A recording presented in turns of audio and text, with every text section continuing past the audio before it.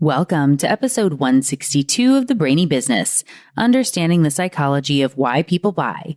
In today's episode, I'm excited to introduce you to Dr. Leidy Klotz, author of the new book, Subtract. Ready? Let's get started.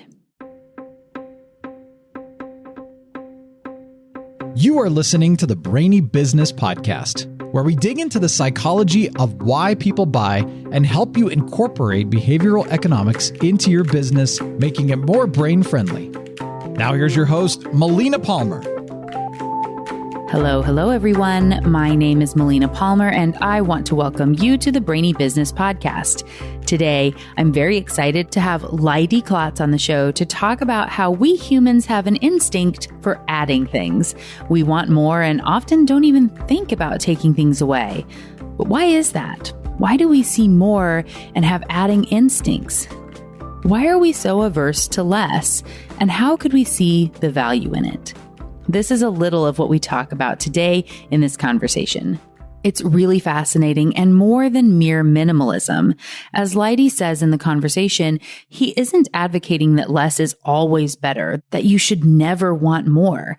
This is just about thinking about it, considering the benefit of less before making a choice. Plus, you get to learn about his possibly surprising first career before getting into academia. Before we jump in, a housekeeping note. There are lots of links to past episodes, books mentioned on the show, and how to get in touch with Leidy within the show notes for the episode, which are waiting for you within the app you're listening to or at thebrainybusiness.com/162. Those already on the Brainy Business list got a direct link from me in the email you receive every Friday. Not on the list yet? Simply sign up for any freebie at thebrainybusiness.com and you'll be automatically added. The freebie for this episode is the first chapter of my book, What Your Customer Wants and Can't Tell You. And if you already have the book, in which case thank you, you can also get the free PDF companion workbook. Both are housed in our free behavioral economics community called the Be Thoughtful Revolution. There's a link to join that global community in the show notes as well. Now, no need to say more because we can do just as well with a little less. Dr. Leidy Klotz, welcome to the Brainy Business Podcast. Oh, it's great to be here. Thank you. I feel like I always throw people off, but I like to say, doctor, if you have a PhD, you have earned this. At least once that I want to say it when we go into the show. But I think then people go, oh yeah, I guess I am a doctor. That's weird. People don't usually say that, but that is exactly what threw me off. Yeah, we just tell. How do you pronounce your name? And then you hit me with doctor. Yeah. I know. Boom. That's you. Well, let's jump right in. I want you to tell the audience a little bit about you. We were talking about in kind of our pre-chat about your background, which is not, well, there isn't really, I think, a common path to behavioral science yet. Yours is one of the less common paths. So tell a little bit about your background and how you got to behavioral science. Sure. And it's interesting. I mean, I do think of myself as working with behavioral science, but it's funny when people refer to me as a behavioral scientist, because I'm not sure if I've made that leap yet. But all of my training is in engineering. So I was civil engineering as an undergraduate, and then architectural engineering is what I did my PhD in. And basically, kind of all the engineering that goes into how we create buildings and cities and things like that. And I'd always been motivated in doing that work to figure out how we could do this in a more sustainable way. So ways that, produce fewer carbon emissions and ways that are more socially just and things like that. And there just seemed to be this huge gap between like the technology that was available or the building techniques that were available and what was actually happening and what was actually being designed. And that's when I started to get interested in like, okay, well, what is it about like engineering design and then just design more broadly, defined as how we change things from how they are to how we want them to be?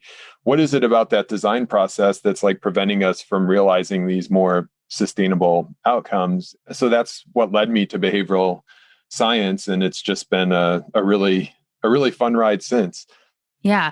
Well, and I mean, where you mentioned architecture and within the field of behavioral science and economics. Of course, choice architecture, if anybody was to say that there's not a tie, sorry, it's, our Nobel, one of our big Nobel winning concepts is based on the way that you structure choices and present information to people. And you use that example of the path that people will take depends on where you place the elevator or where the buttons are. And you have to be thoughtful about all those little tidbits and the human behavior and making sure, where are people going to cut across the lobby versus not, or again, if you're going to take this weird route because of the median that's been put in the road or whatever, all these, you're talking about like city designs and things that you have to think about.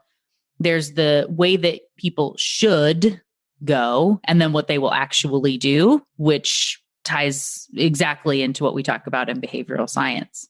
Yeah, that's totally accurate. And it's interesting. I saw a piece that Richard Thaler had written, and he, obviously one of the coiners of the term choice architecture and one of the Nobel laureates. And he was talking about it's time to kind of extend that analogy to get from the choice architecture, I think he said, into like the plumbing and into the, so basically how do you kind of continue and, continuing with this engineering analogy. And I think, the other way it's apt is when you're talking about how we design these pathways, but also talking about how we're applying science, right? And so engineering is the creative application of science, that's the broad definition of it. And so those of us, like you and like your listeners who are applying behavioral science, or in many ways, engineering, probably not in the traditional sense of it, but in terms of that basic definition of creatively applying science, I think that there's a huge overlap there too with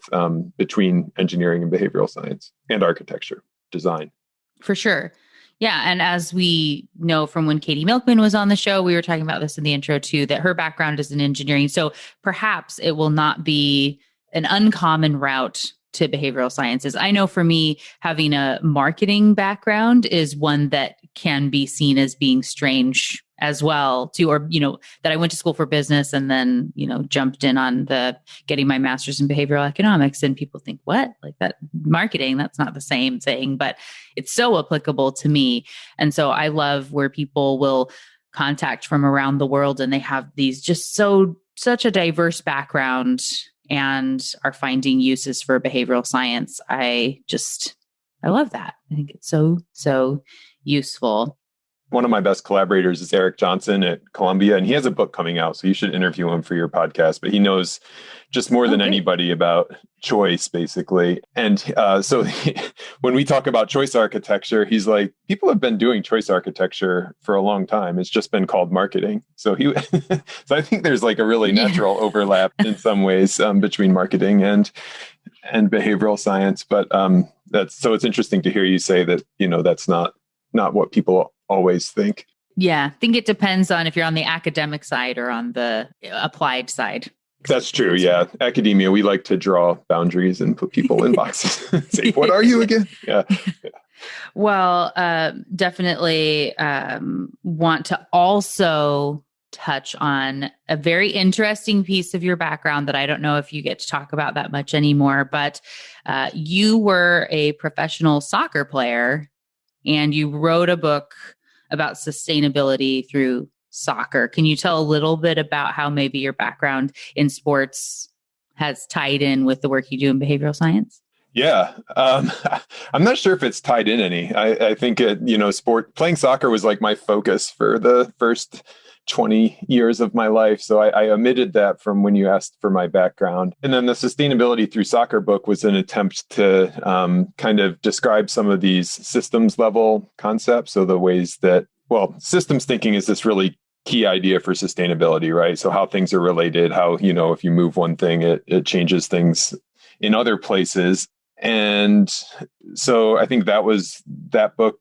And soccer is very kind of systems oriented sport, right? So if you think about sports like, baseball or football, they're broken into these discrete plays, right? And you can say, okay, well, that play happened and then the next play happened. Well, soccer, it's just free flowing the whole time. And it's, so that was the point of the analogy, seeing this idea of sustainability and systems thinking through soccer analogies. I would say though that the teamwork, the research that was the basis of my book, and by far the best research I've ever been a part of, was just an example of like an incredibly high performing team. And I think that the lessons learned from playing sports and how to work together certainly carry over into that environment. I also think a little bit of the, kind of being willing to go across disciplinary boundaries might come from sports, right? It's like you realize that there's other ways of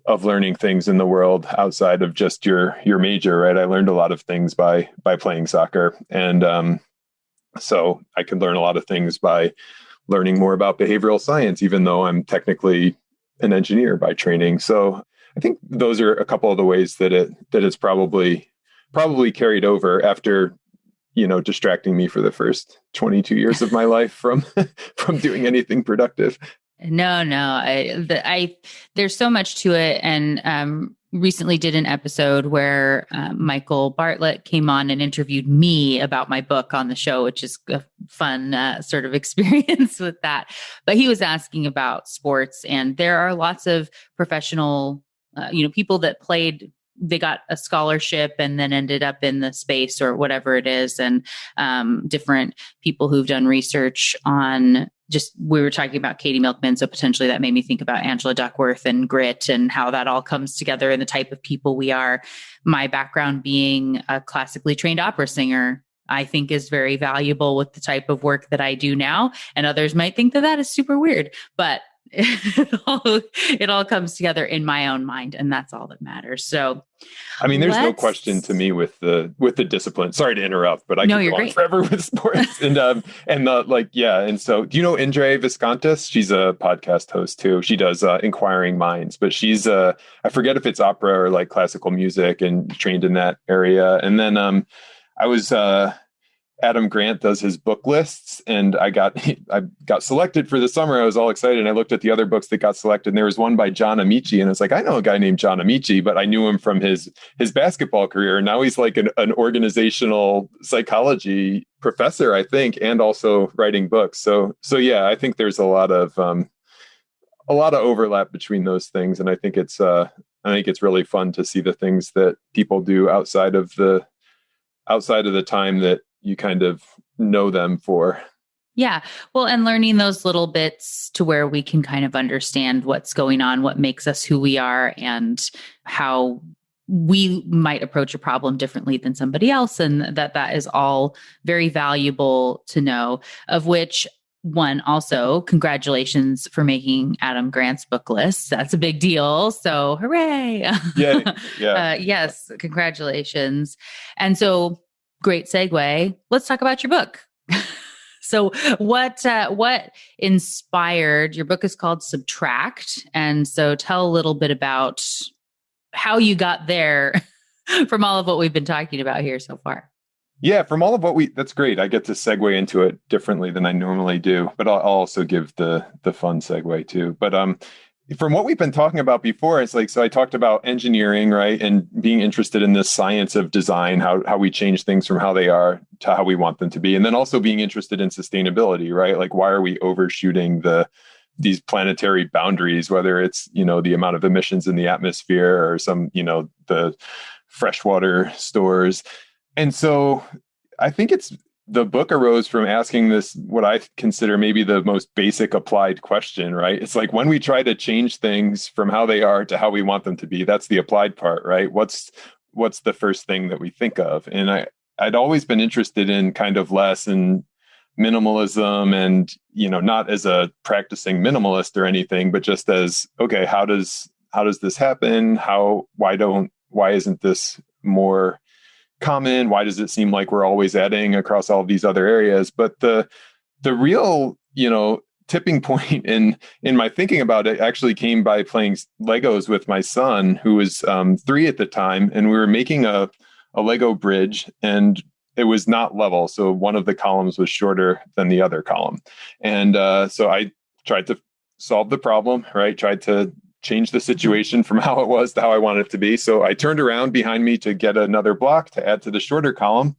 And by the time I had turned back around, Ezra, my son, had removed a block from the longer column. And I was like, that's it. That's what I'm thinking about, right? Is that, when we encounter these situations that we can improve in multiple ways, in the two most basic ways are adding something to it or taking something away from it.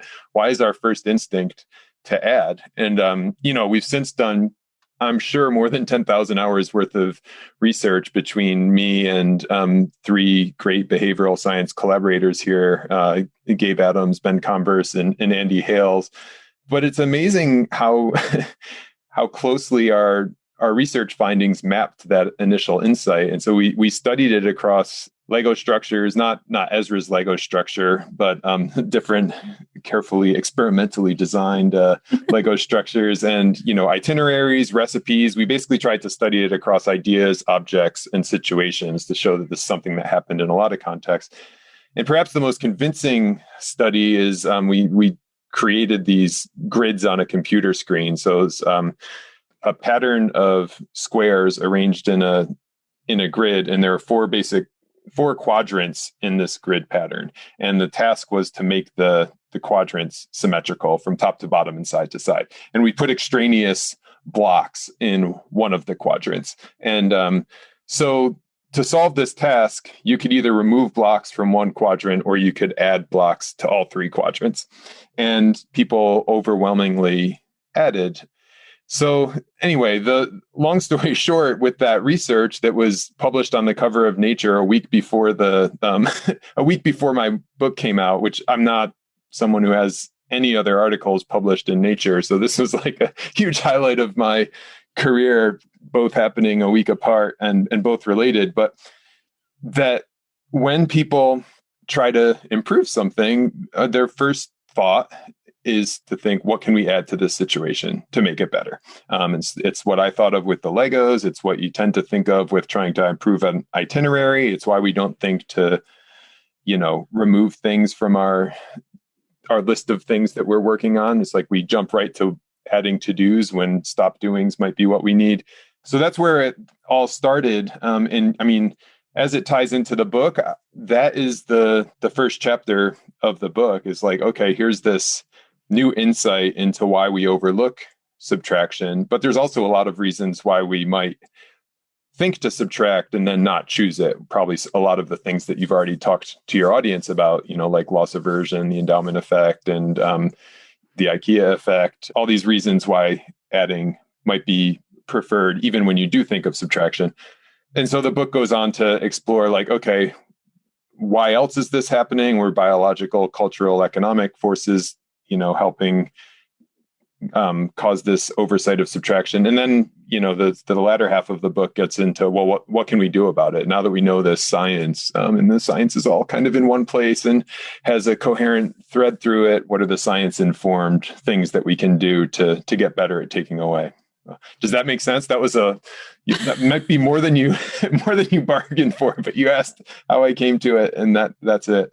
I love it. No, it's I'm a fan too of the story behind the book and the story or the research or whatever that is. I think there's a lot of value in that. And that piece of, like you said, that we do have, I know one of the chapters is called Adding Instincts. And like you said, that we do just jump to add stuff. And there's no real good reason other than, like you said, we're loss averse and just want but we don't even think to get rid of something more often than not.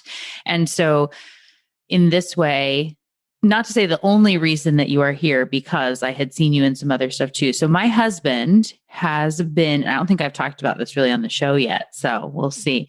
But my husband has been on a minimalist train for quite some time now. It had started pre-pandemic time, and then through this, I mean, there's been a lot of culling in our world, which is fine. But it's interesting as he's been doing all this research, and like you said, he's not a minimalist in the truest sense of, you have one chair and one fork or whatever. Some get very extreme, of which, I was looking at some of the videos, like that just looks like a depressing and sad life, versus there's got to be some balance here where it's not just this like art of nothingness is not the same. And so he has been doing a lot of research on that minimal space and also essentialism, and which for me, essentialism is very close to, I'm a big fan of when it came out, and I still like the life-changing magic of tidying up, which it's become cliche a little bit now, perhaps because of her Netflix show or whatever it is. But that just even does this spark joy? And when I do mindset work with people, I talk about this, is this going to help me reach my goal type of same thing. Is this actually something that's helping me get there or not? And if it's not, then don't do it. And I like you said, instead of a longer list of to-dos, we need a list of stop doings. And so, which I think is a great way to phrase that, but to get rid of all this excess. Do you have any insight into, can you tell a little bit more about why we feel inclined to do more and why it may sort of instinctively feel bad to have less? I find with people, there's something that feels really good to have 10 things, say, on your to-do list when you will never get them done. And when I tell people that you should have, if you have just one thing on your have to-do list each day and you have a goal you're working toward, you'll get there in the end. Whereas if you have 10 things and you only get 3 done, you feel terrible. And it creates this really vicious cycle. And then you have to add 7 more things to tomorrow's to-do list and they're never going to get done. And you're in this constant state of feeling bad.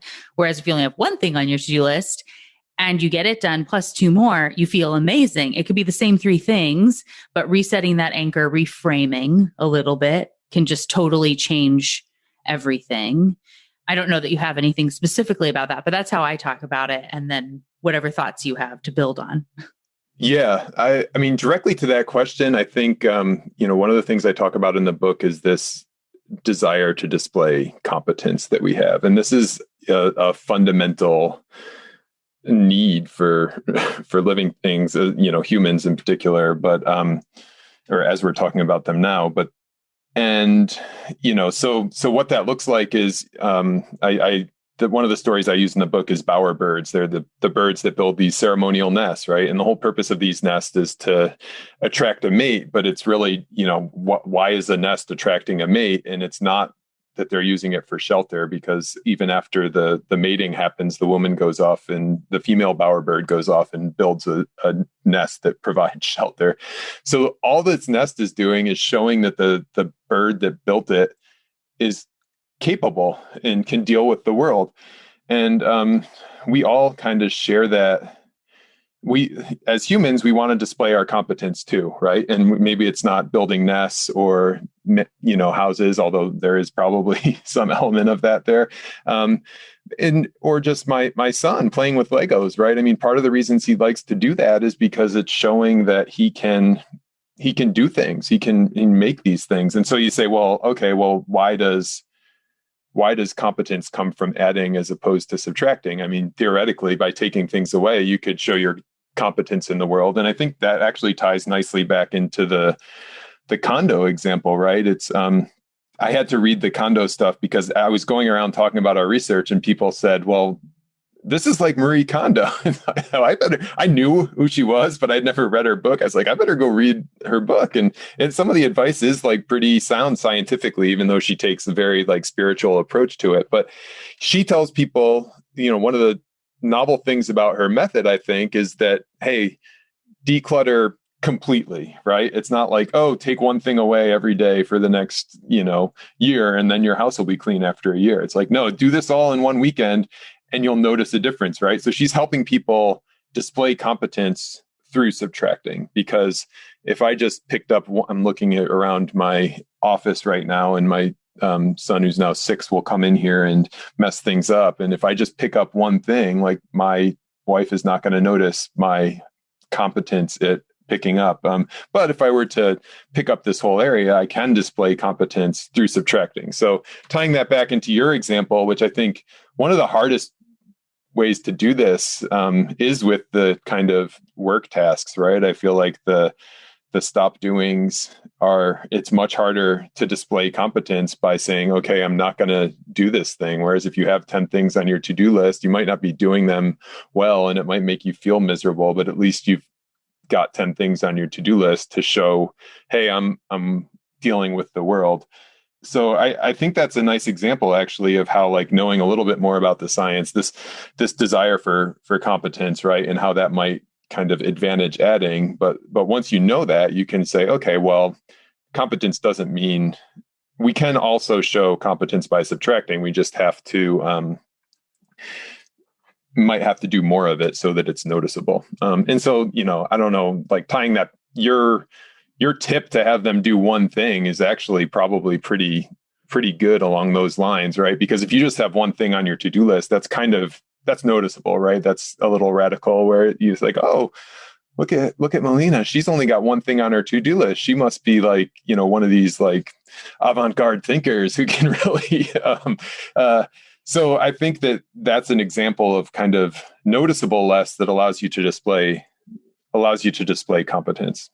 Yeah. Well, and in the way I set that up is, and I'll link to the episode, at least I think I talked about this on multiple episodes, but I'll link to those in the show notes for everybody who's interested on. So you have to find your goal. And so if you say, like, this year, the most important thing for me to do in my business is to write a book, right? Or, and there's a lot of things that have to happen to be able to write a book, as we both know. And if that is my number one priority, and I sit down in advance and say, when I look at my business and my life and my career, like, this is number one. And there's a lot of other stuff that could be a really great distraction, some nice bike shedding techniques for me along the way. And I don't want to let them distract me. So then I sit down, and I know that writing the book is so important, and to say, like, these are all the things I need to do over the next 90 days to get this book moving. And I think out 90 different things, and I assign one per day.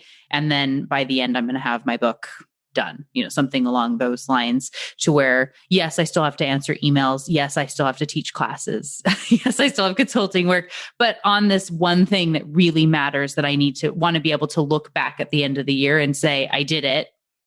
I made it. The book exists now. If you don't prioritize it from the get-go and do, a little bit at a time, sort of tortoise in the hare world, it just probably won't get done. And you'll look back and say, man, I did a lot of busy work.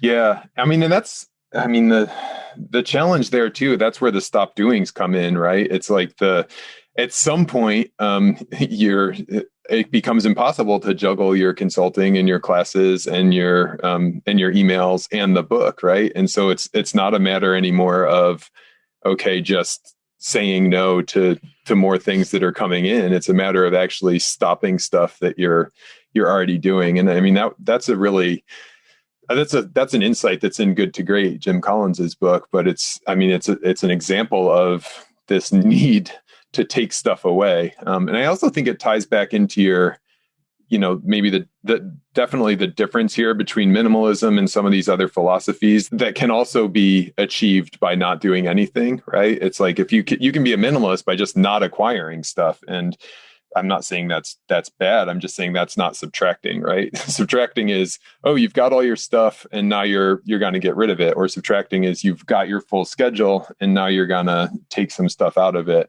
so that you can get the stuff done that you actually want to get done. So this is the point of, like, the big tip. Of course, we would say, get the book to really learn some of these things. But for everyone who's listening now and saying, yes, I'm way overcommitted, I've got myself here now, and I know that just not accepting new things isn't going to be enough. How does one start to subtract? Yeah. Buy the book and read it, and, or just read. I don't even care if you buy it.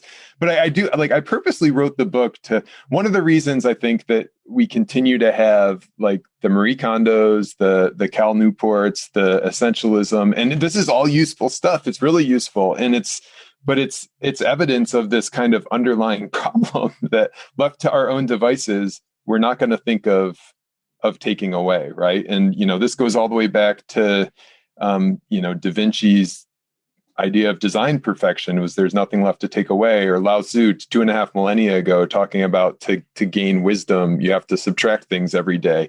So we've had a hard time doing this for a long time. We've always needed people to remind us. I hope that my book kind of, by understanding the science and some of the stories in there, like kind of intentionally designed to help rearrange people's mental furniture, where you will think about subtraction across contexts that no kind of expert could prescribe for you, right? Because nobody knows exactly what your situation is, but I think you can kind of go from the science and adapt it to your situation.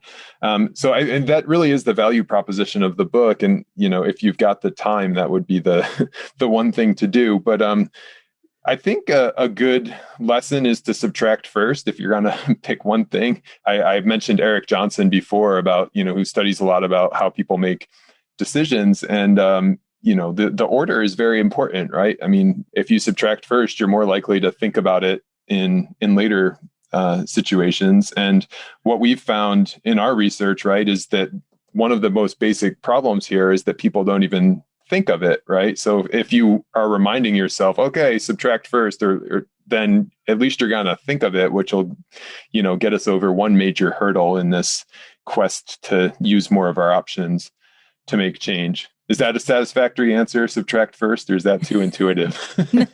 Well, I think it's definitely an important place to start, to be on the lookout, to know that we have a tendency not to do this, and it's important to do.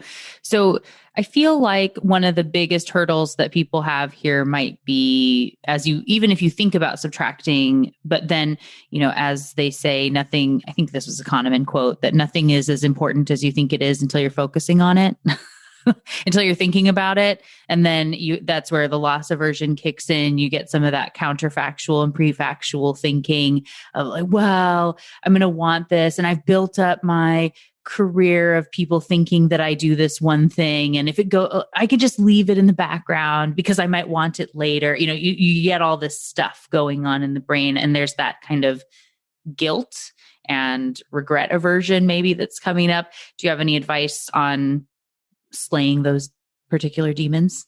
Yeah. And that's one of the mindset shifts I think that it could be helpful to make generally, right? Is this, I think there's this tendency to conflate less and loss, basically, right? And, when Kahneman's talking about loss aversion, or when we're thinking about loss aversion, we're thinking about, okay, this is going to be bad, right? And then once you think the thing's going to be bad, you weigh it twice as much as you do, kind of the gain.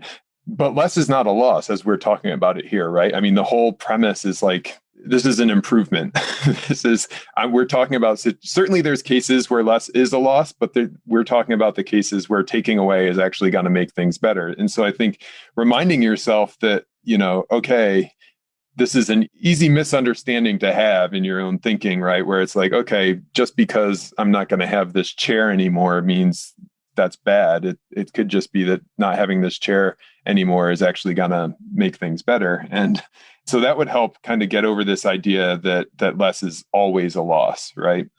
So that's would be a really helpful mindset shift, I think, to make. I think the other one is the valence, and this goes back to Marie Kondo, but valence in chemistry is the attraction in the atoms and the electrons, but then in behavioral science, right, the valence is how you're the emotion or the perception around an idea or concept, right? And subtract has a very negative valence.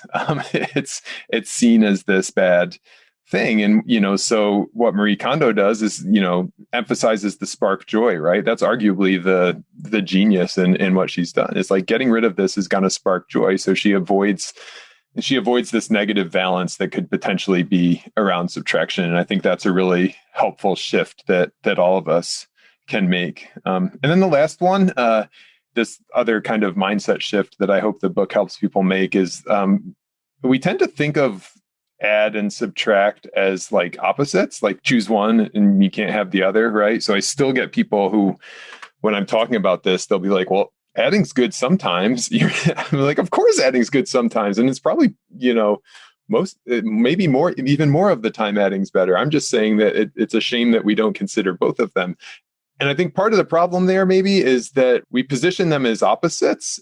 And, that's something we naturally do in our reasoning, right? It's like you position two concepts as opposite, and then if like one is true, then the other is not true. And that's helpful, except for when the things aren't actually opposites. And as we're talking about them here, they're just complementary ways to make change, right? If we started to think like, okay, I added to this situation and it made it better, maybe I should think about subtracting from this situation. That might make it better too, as opposed to, what I think might happen is we think, okay, I added to this and it got better. That means that subtracting can't possibly be an option, right? So this mindset shift from add or subtract to add and subtract, I think could help quite a bit. It would also help with that fundamental oversight that we found in our research, right? Because if you're not thinking of subtraction, but if then you all of a sudden are thinking add and subtract, when your first instinct is to add, then maybe subtraction would come to mind more quickly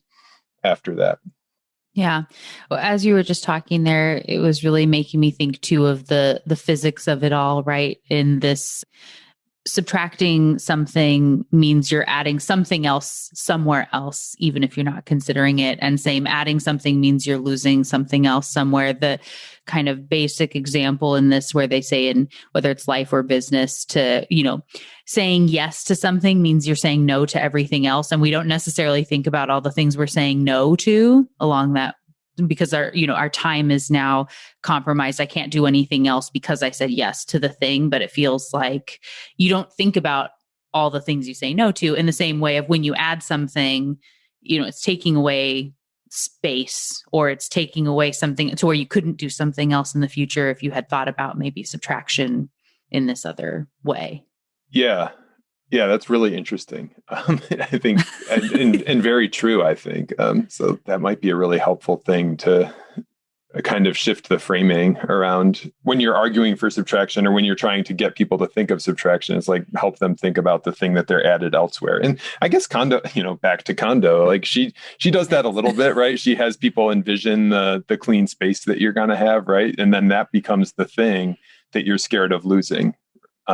So it kind of flips what the loss is, right? So when she says, okay, envision this clean room, and then you fail to declutter, you've lost this clean room. And that, as we know, like losses loom larger than gains. And so that that's helpful. I also think, we've talked a lot about these kind of systematic disadvantages for taking away. And I think that, what you just mentioned is a really systematic advantage for taking away, right? It's like when we add something, we're left with the original situation plus whatever we've added. When we take something away, we're left with an improved original situation plus that thing that we took away, which we can like use somewhere else, right?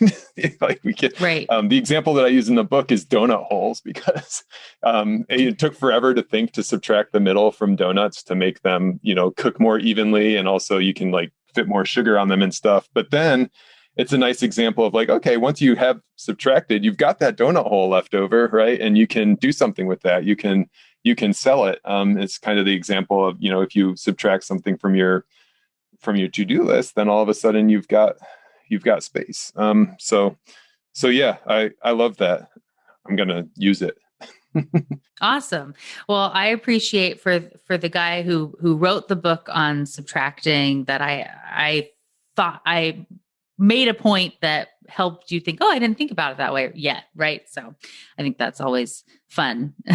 I thought you were going to go when people bring up the physics, I've talked to some physicists about this as a result of the Nature paper, and they're interested in like entropy. They say, well, maybe this is like a result of humans being around entropy for so long that, we just kind of the natural evolution of things is adding complexity. But anyway, I liked that your physics example went in a slightly different and more practical direction. I think you assume a level of physics knowledge that I do not employ. to where I could not have made that particular leap. And I'm going super basics, but I'm glad that it worked out.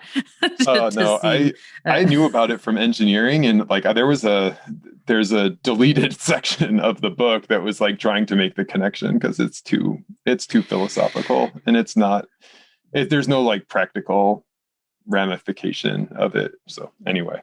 Oh, all the things that make it to the editing graveyard, I guess, where it's like, no, I have to have this in the book.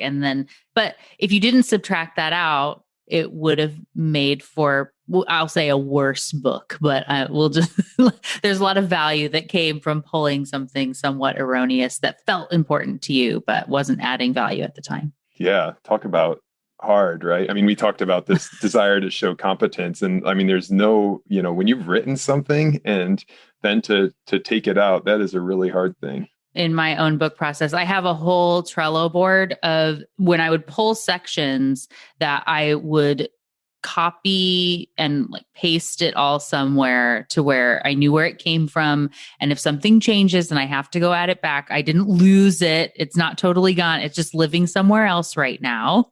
And then I have to read it without it and see if it feels like there was something missing. And there never is. It always gets more clear kind of as you go through that process. Yeah, I have the exact same thing. Well, not exactly the same. It's not a Trello board, but I have an excerpts file. And it's like, that is never going to see the light of day, but it made me feel so much better when I was taking stuff out of the book. So it's like, oh, maybe I will use these 40,000.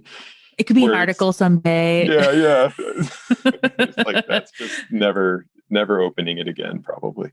Yeah, but you have it, someday you'll delete it and it's not adding value to your life and whatnot. But yeah, it helps you get through the process. Well, thank you so much. For everyone who is super excited about getting the book, of course, there will be a link in the show notes. What are other ways, if somebody does want to follow you, get in touch, whatever, what are the best options for that? Yeah, I'm on Twitter and LinkedIn.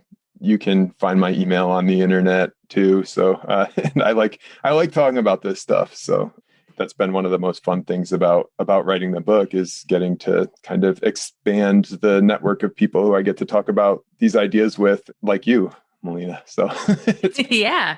Absolutely. Well, I love it. We will definitely have links to your Twitter, your LinkedIn, to the book. It'll all be there waiting for everyone in the show notes. So thank you so much again for joining me today to talk about the importance of subtracting first and not just following our adding instincts. Great. It's terrific to be here. Thank you again to Leidy Klotz for joining me on the show today. What got your brain buzzing in today's conversation? I loved that it all started in many ways with Lego construction, and that taking the time to wonder, like our children do, can cause people's careers to take surprising turns. If you've been following me and or this show for a while, you've likely heard me say that A More Beautiful Question by Warren Berger is my favorite book of all time. In it, he also talks about some amazing companies that were founded on a great question from a young child. For example, Kodak, when the founder's young daughter asked why they had to wait for the picture. Anyway, a couple of my other favorite tidbits from the show were the insight that less is not a loss. It's an important reminder to have around. And as I mentioned during the conversation, there's a flip to adding more, that it's taking away somewhere else.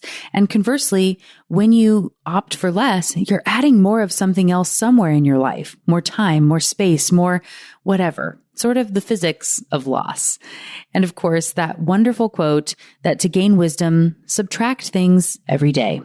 Ask those seemingly tough questions, and you'll find that even if it doesn't come naturally, especially at first, getting rid of things and looking for less before jumping into more can be incredibly liberating and valuable.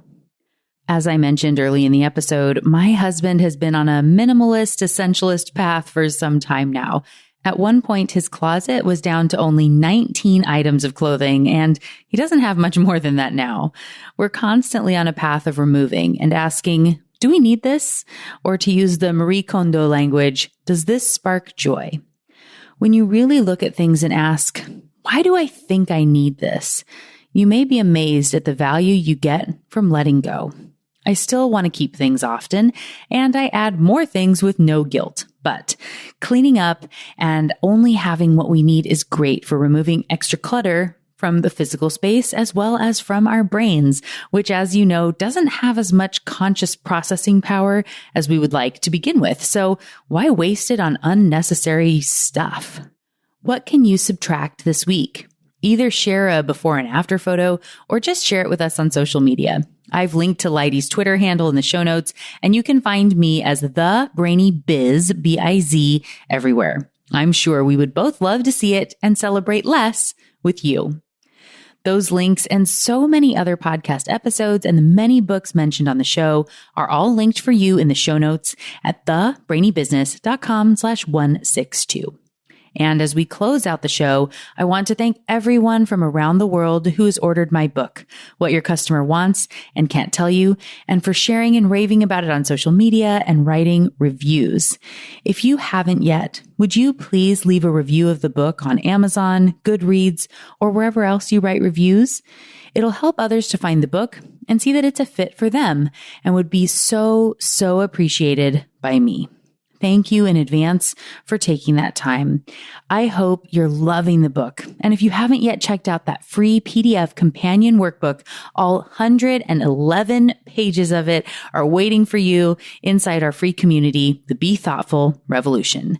Links for all in the show notes, which once again are waiting for you at thebrainybusiness.com/162.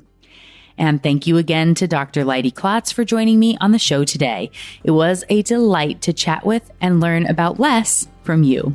Next week on episode 163, it's an exciting solo episode from me on a topic I think you're going to like. It's going to be a lot of fun. You won't want to miss it. Until then, thanks again for listening and learning with me. And remember to be thoughtful. Thank you for listening to the Brainy Business Podcast. Melina offers virtual strategy sessions, workshops, and other services to help businesses be more brain-friendly. For more free resources, visit thebrainybusiness.com.